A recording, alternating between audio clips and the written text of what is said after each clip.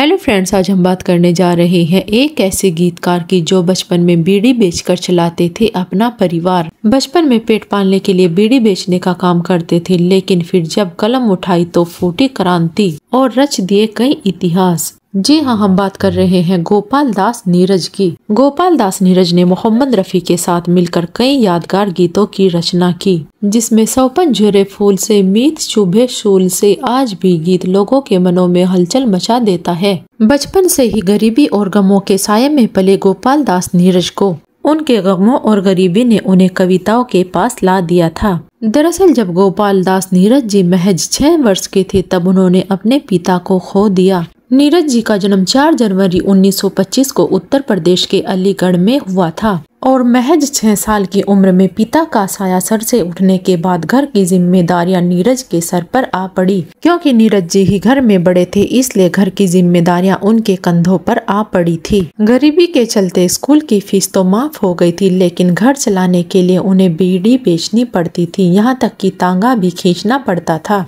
और भी कई छोटे मोटे काम उनको करने पड़ते थे जो उन्हें समय पर मिल जाते थे, जिससे कि वह कुछ पैसा कमा सके और अपने परिवार का गुजर बसर कर सके।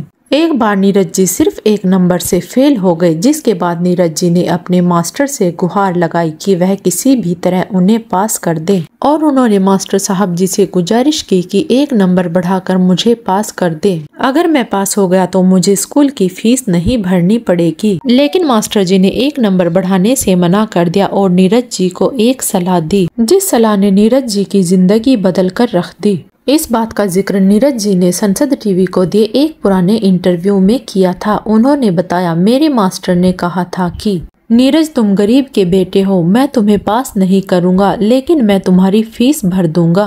तुम गरीब के बेटे हो, जो भी जिंदगी में करना फर्स्ट क्लास करना। और मास्टर साहब की ये नसीहत नीरज जी ने गांठ बांध ली और इसके बाद नीरज जी ने कक्षा 10 प्रथम श्रेणी से पास की और वह आगे बढ़ते चले गए। गरीबी और गमों ने नीरज जी के मन में एक कवि को पैदा कर दिया था और महज 17 साल की उम्र में ही नीरज जी कवि सम्मेलनों में हिस्सा लेने लगे थे और देखते ही देखते वह चोटी के कवि बन गए। और फिर नीरज पैसा कमाने की चाह लेकर मुंबई पहुँचे और मुंबई आकर उन्होंने फिल्मों के लिए गाना लिखने शुरू कर दिए और साल 1964 में रिलीज हुई फिल्म चाचा चा के गीत लोगों ने बेहद पसंद किए। इस फिल्म के गीत नीरज जी ने लिखे थे। इसके बाद साल 1965 में सती नारी के गानों ने भी खूब धूम मचा दी और इन फिल्म के गीतों ने मेकर्स को नीरज के पास खींच कर ला दिया और राज कपूर और देवानंद जैसे सुपरस्टार नीरज जी के दोस्त बन गए और देवानंद साहब मरते दम तक नीरज जी के दोस्त रहे। इसके बाद राज कपूर ने अपनी फिल्म मेरा नाम जोकर के गीत नीरज से लिखने को कहा